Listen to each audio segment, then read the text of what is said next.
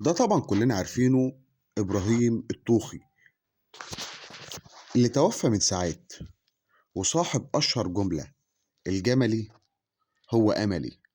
وكان بيحب الناس كلها وكان بسيط رحمه الله. أكل جميع قلوب المصريين. 6 معلومات عن إبراهيم الطوخي. الجملي هو أملي. هو صاحب محل صغير بيبيع سمين في المطرية. الطوخي تحول من بائع شعبي لظاهرة على منصات التواصل الاجتماعي. اشتهر بعبارة عفوية شوية: كل السمن واضرب الطحين، كل السمين واضرب الطحين.